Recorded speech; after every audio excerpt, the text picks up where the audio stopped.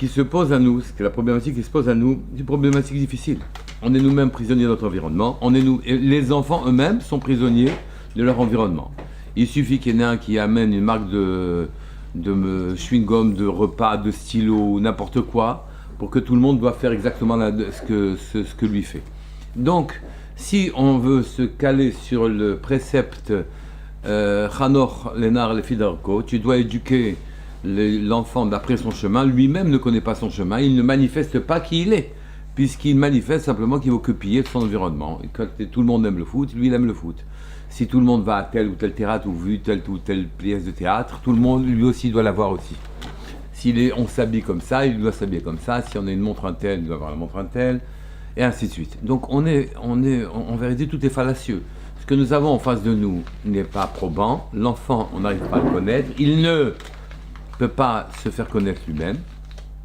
Et deuxièmement, nous-mêmes, on ne sait pas où on va. On ne sait pas qui on est.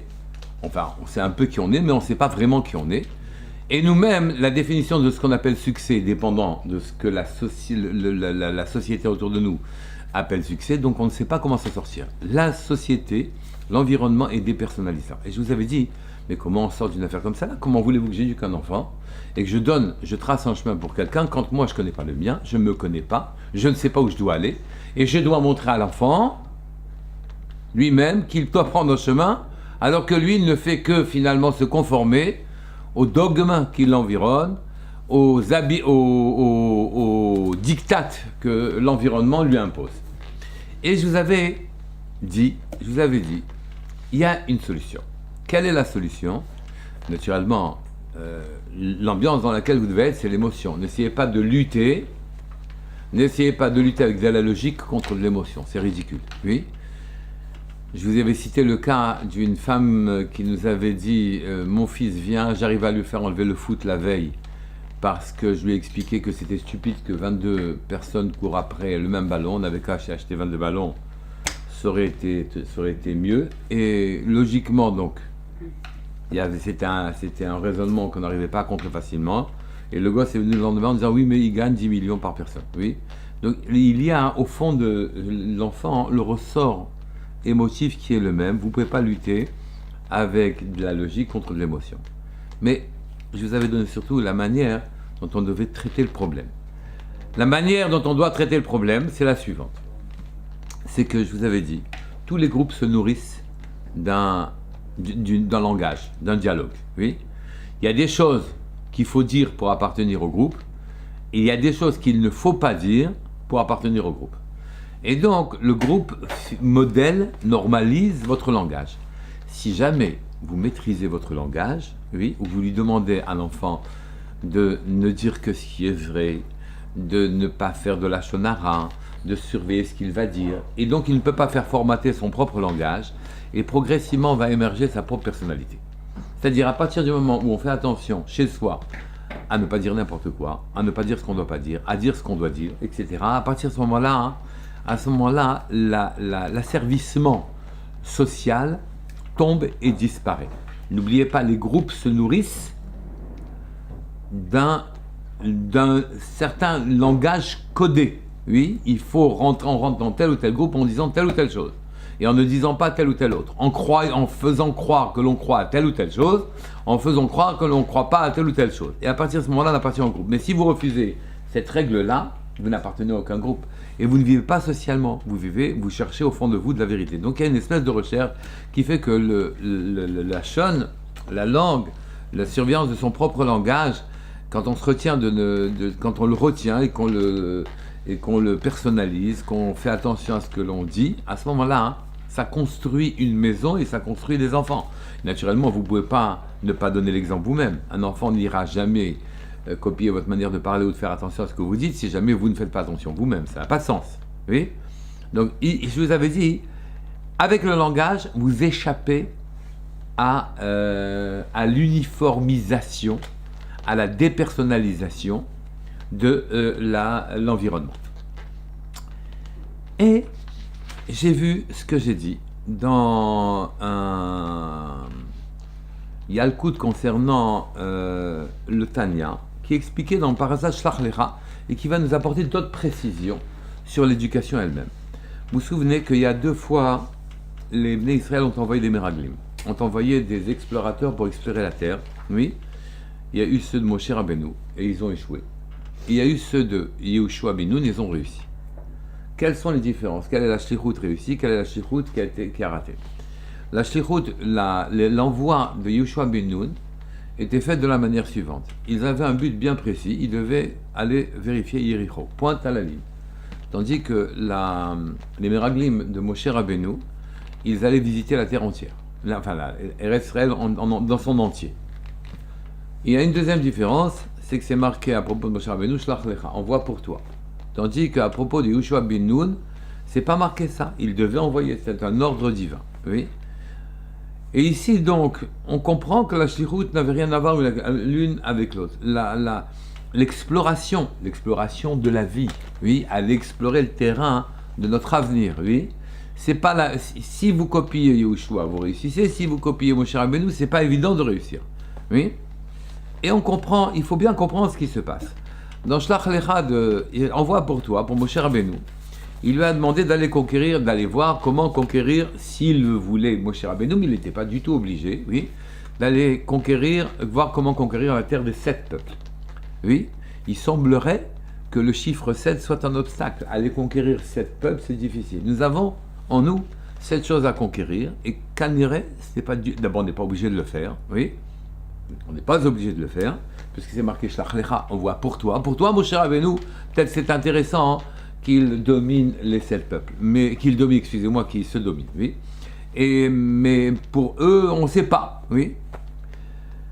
Quand dans une paracha, on cite un événement, c'est que son retentissement ne se limite pas à l'événement historique par lui-même, et il a un retentissement, il a un impact sur toutes les générations. Il est la vérité profonde et totale. Donc ici, quand on parle de l'envoi de Moshe Rabbeinu, d'explorateurs pour aller voir comment conquérir les 7 peuples, ça ne se limite pas à l'occurrence de l'envoi en question, mais ça signifie autre chose. Effectivement, nous avons ce qu'on appelle les sentiments.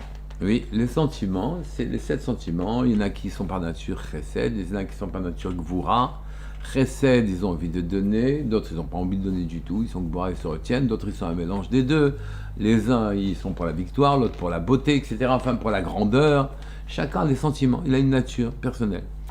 Ces 7 sentiments, à ce propos-là, qui sont représentés par les 7 peuples que l'on devait conquérir, oui, ces 7 sentiments-là, on n'est pas obligé d'aller les chercher. Ils sont très difficiles à conquérir. Notre nature profonde, on ne peut pas la modifier, réellement.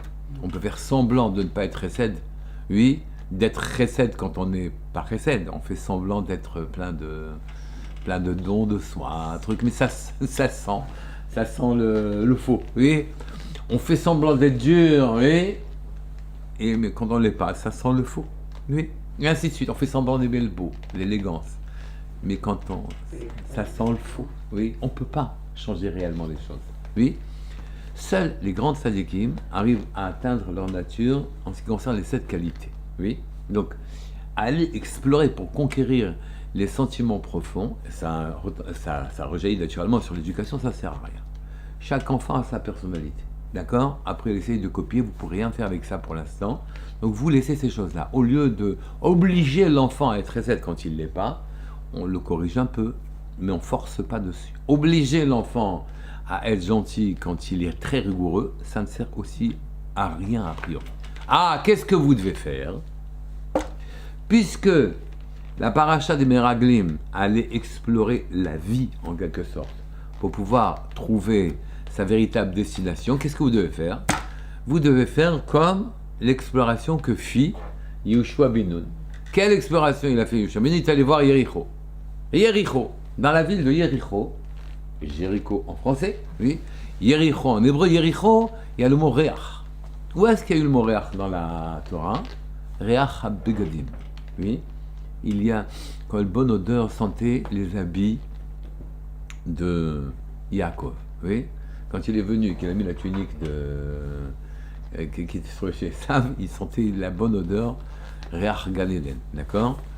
Et donc, Réach, habit, ça vient envelopper le corps, oui. Et donc, on peut travailler sur des habits. Vous pouvez habiller. Oui. Et s'en suivra une réparation. Vous ne pouvez pas lutter de front contre la nature. Seuls les tzadikim le font. Mais la première manière de travailler, c'est d'être Benoni, oui, d'être un homme normal, moyen, oui, et d'éviter de faire des fautes. Comment on évite de faire des fautes? Eh bien, on se revêt de bons vêtements. C'est quoi les bons vêtements? Oui, c'est quoi les bons vêtements? Les 3 vêtements de l'âme, ce sont la pensée,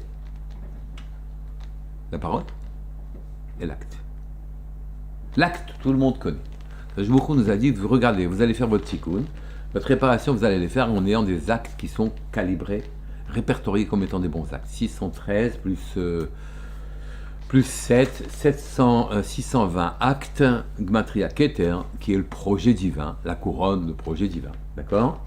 Il y a des actes, et j'ai donné, dit Hachem, à ces actes une potentialité, une force. Ils ont les moyens de vous corriger. Donc c'est un habit, oui, le corps s'habille, se revêt de ces actes-là, et il se corrige. Ça, vous pouvez faire. Donc dans l'éducation, c'est parfait, tu fais ça, tu fais pas ça, tu fais les mitzvot, oui. Vous devez faire attention à la parole. Donc voilà, on retrouve notre fameuse parole ici, qui vient habiller votre neshama, d'accord? Et enfin, la pensée. La pensée, vous avez l'impression que vous ne pouvez pas la maîtriser. Mais en vérité, vous ne pouvez pas maîtriser l'émergence des pensées.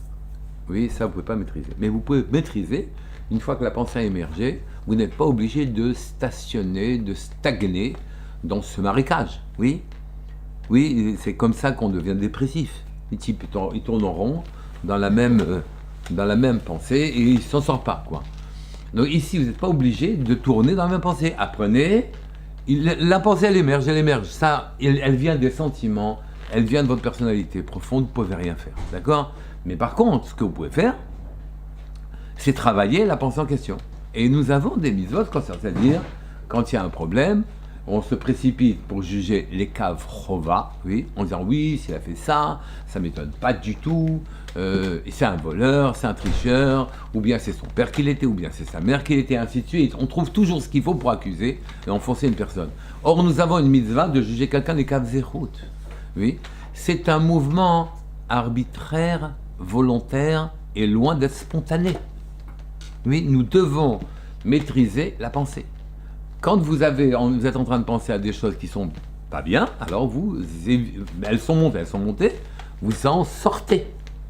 Puis décliner les trois mots. Faire placer le plateau, en hébreu. Les kaf. Les kaf, ça veut dire quoi? Le plateau. Les kaf. Zchut. Vesrout. Non, le kaf, le plateau du srout, le kaf zerhout. Ah oui, les kaf zerhout.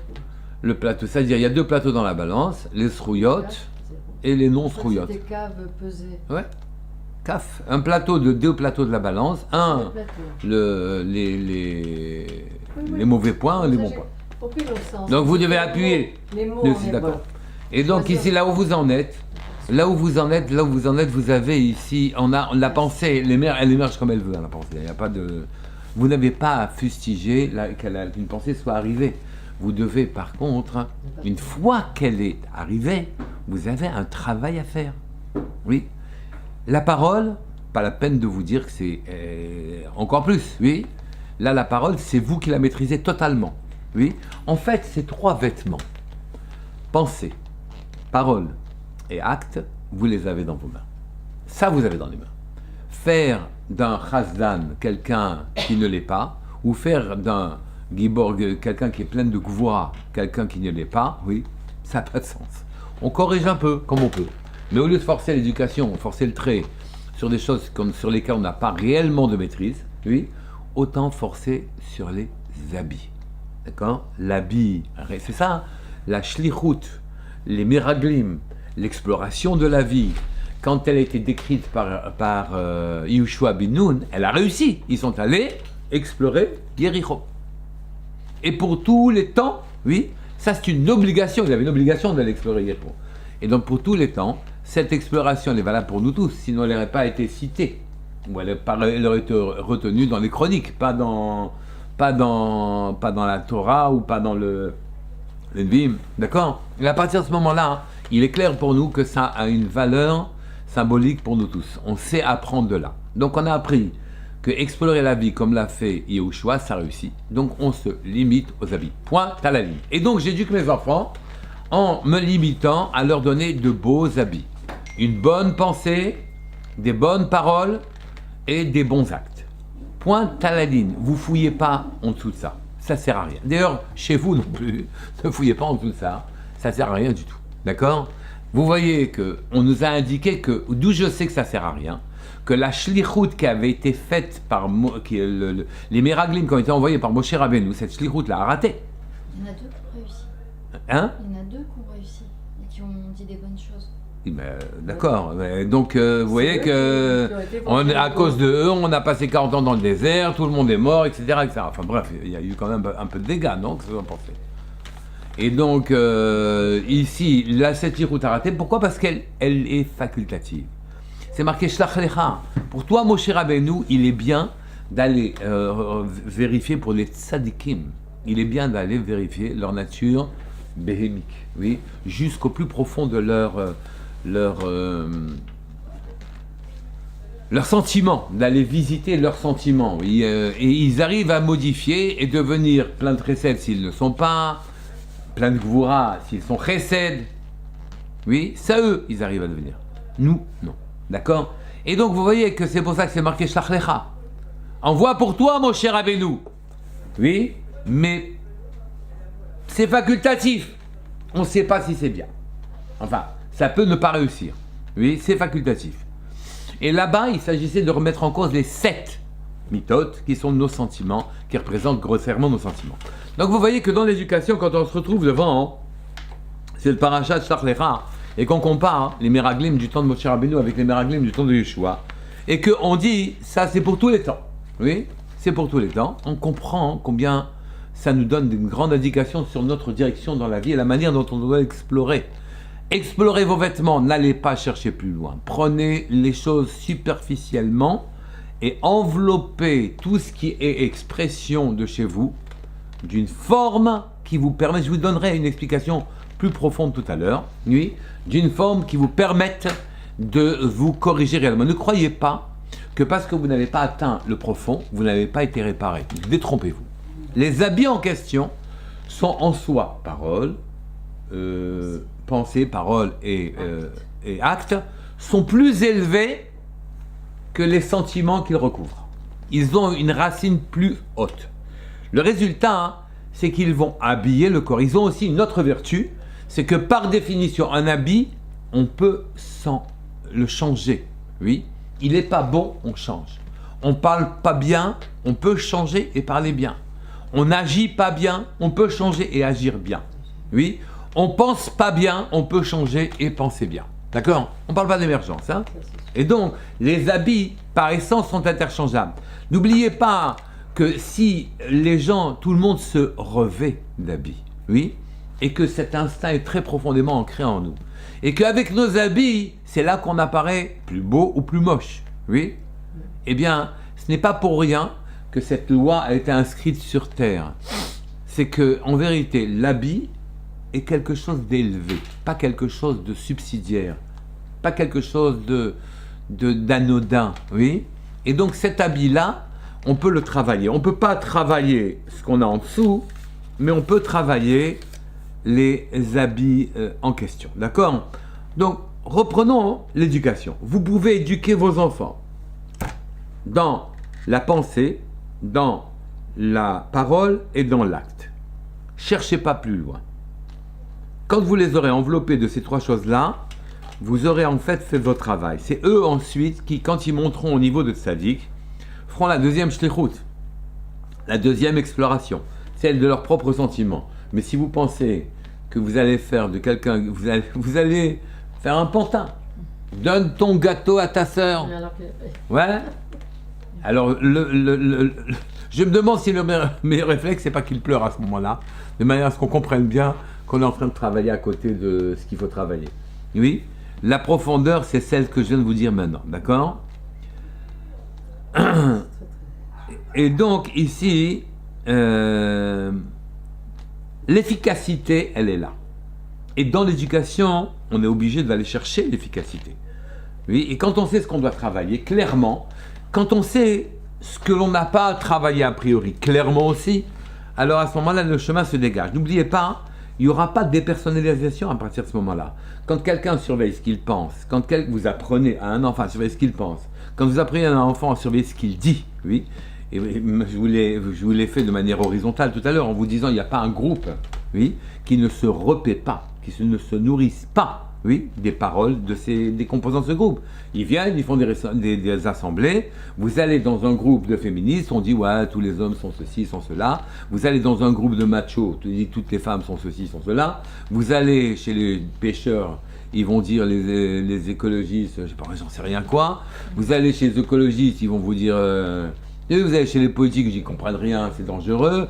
Vous allez chez les moralistes, et ainsi de suite. Ils ont un langage commun. Ils parlent la même langue, oui.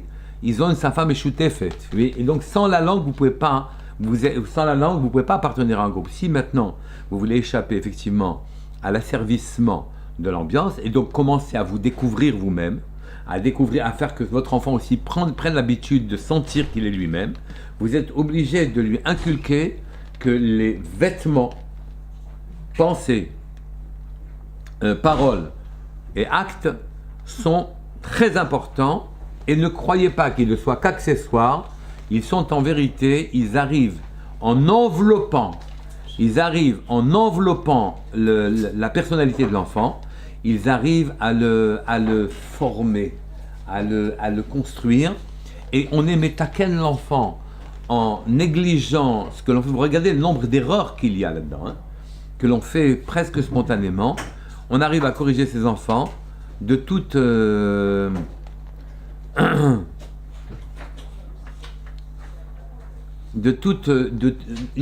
on corrige ce qu'on doit corriger et qu'on laisse de côté ce qu'on n'a pas à corriger, alors à ce moment-là, on a une trajectoire qui est linéaire. Si vous forcez un enfant à se corriger là où vous n'avez pas à le corriger, là où c'est sa nature, là où il vaut mieux envelopper les choses, à partir de ce moment-là, vous n'avez rien fait de ce que vous devez faire.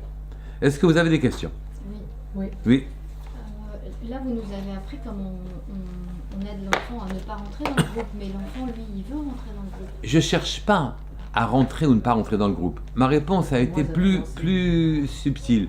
C'est-à-dire, je ne l'empêche pas directement à rentrer dans un groupe. Vous ne pourrez pas empêcher. Ce qui veut le faire rentrer dans un groupe, ce sont ses sentiments internes. Vous ne pourrez pas. Mais par contre, si vous lui apprenez à limiter son propos à ce qu'il peut dire, il y aura une limite à son intégration au groupe. Si vous lui apprenez à ne pas dire, et ainsi de suite, au contraire, il va avoir une personnalisation obligatoire. Il s'isole, il en souffre après. Eh bien, je préfère qu'il en souffre en étant quelqu'un plutôt qu'il en souffre en étant personne. De toute façon, on est là pour explorer, pour travailler dans la vie. Donc, évidemment, vous le faites rentrer dans un groupe, vous ne savez pas quel dégât le groupe peut causer chez lui. Ça, du moment qu'il a un confort immédiat, vous sacrifiez sa vie entière en le laissant aller dans un groupe qui ne lui soit pas convenable. Ça, c'est pas possible. Vous êtes obligé d'éduquer de manière... J'ai pas dit de ne pas appartenir à un groupe. J'ai dit simplement qu'il est son quant à soi. Comment on l'atteint ? On l'atteint en faisant ce que j'ai dit, en faisant ce qu'on a dit. La shlichut, les meraglim de Moshe Rabbeinu n'ont pas réussi. Oui, les meraglim de Yehoshua Binu n'ont réussi. Donc l'exploration de la vie, puisque ceci est duplicable dans toute éternité, oui. Donc il faut copier l'exploration de Yehoshua Binu et ne pas copier l'exploration de Moshe Rabbeinu. Elle avait deux caractéristiques. Ça se limitait à Réach, oui, à Yericho pour Yehoshua Binu. Et tandis que c'était une exploration sans limite pour Moshe Rabbeinu, il fallait conquérir la terre des 7 peuples. Vous ne pouvez pas conquérir les 7 sentiments que vous avez, ce n'est pas possible. Oui, seul le tzaddik s'attaque à cette avoda, à ce travail-là, et c'est pour ça que c'était marqué Shlach lecha, pour toi Moshe Rabbeinu envoie-les. D'accord ? Maintenant, nous on doit travailler sur les habits, la pensée, la parole, l'acte, qui sont des choses bien plus élevées, loin d'être anodines, et elles, en enveloppant le nefesh, oui, peuvent réellement l'éduquer, le réparer. D'ailleurs, éduquer, ça veut dire formater. d'une certaine manière. Donc vous voyez que c'est un mouvement de l'extérieur vers l'intérieur. C'est pas un mouvement de l'intérieur où vous travaillez sur l'intérieur. Et celui qui se limite ses mouvements à ça, il a réussi et gagné. Des questions? Oui. Oui. Si on peut travailler sur la maîtrise de la langue et de l'acte, sur la pensée, elle émerge, comme vous l'avez dit tout à l'heure, on n'a pas de contrôle et de maîtrise sur l'émergence de la pensée. Oui. Mais chez un enfant, chez qui émerge une pensée qu'il sait pas bonne, c'est-à-dire Oui. coupable, parce qu'il voit son environnement juger ce genre de pensée, Alors? il sait, il peut pas, il est démuni devant sa propre émergence et il se sent coupable et donc il va réfréner l'expression de cette, voilà. Que faire avec? Alors, on c'est la peut pas, on peut C'est-à-dire, pas, s'il exprime on ça, peut pas c'est être ça. dans la tête de l'enfant Non, non. alors qu'il a des désirs de Non, vol, mais de c'est toucher des choses qu'il doit pas c'est oui, mais toucher, c'est pas c'est ça, c'est pour ça que j'ai dit vous travaillez la parole, c'est tout. C'est-à-dire à partir du moment où vous travaillez la parole, vous travaillez la pensée. Parce qu'il va penser à limiter la parole. Et donc à partir de ce moment-là, il va y avoir un formatage de la pensée de manière douce. Les choses qu'on peut pas dire, on finit par ne plus les penser. Oui, c'est vrai. Ça marche comme ça. Je vois des fois, ma Daniel. fille, elle me dit. Oui. c'est Les pas choses grave, qu'on je ne vais peut penser plus tout- dire, Je vais on finit le par penser le dans ma tête, c'est ça. Ouais. Je peux pas Alors- le dire, mais je vais le Je penser. peux pas le dire, mais je vais le penser dans Oui, ma mais tête. il y a un moment où, à force de ne pas pouvoir le dire, elle ne pense plus. Ou alors, au contraire, ça va sortir. Mais vous voyez qu'ici, en vérité, par la parole se situe à un mi-chemin entre l'acte Oui. et la pensée. Je vous ai dit, les vêtements de l'âme sont plus élevés que la neshama elle-même. Ils arrivent à être métaken, à réparer la neshama. Or, l'éducation que vous devez à vos enfants, il répond à l'exploration, et étant en miroir à l'exploration de Yehoshua bin Nun, qui lui l'a réussi. Il s'est contenté de Yericho. La parole, la pensée et l'acte. Oui. La pensée, vous avez le devoir de maîtriser ces trois choses-là. Car vous avez les moyens de le faire. Ça ne dépend que de vous. Vous n'avez pas les moyens, a priori, de conquérir les 7 peuples, c'est-à-dire de conquérir les 7 sentiments. Et c'est pour ça que la chiroute de Moshe Rabbeinu a raté. D'accord? Et donc ici, puisqu'on n'a pas les moyens, c'est pas la peine de le faire. D'accord? Enfin, a priori. Vous pouvez maintenant faire allusion à des choses, mais sachez que vous ne pourrez pas combattre ce qui est inscrit dans la nature profonde de la personne immédiatement. Vous pouvez l'habiller. Oui? Il faut qu'il pense, qu'il parle et qu'il agisse comme il se doit. Oui? Après ça, ça va. Après ça, ça va. Si c'est fait les Shem Shamaim, il n'y a pas de souci. Le tikkun va se faire.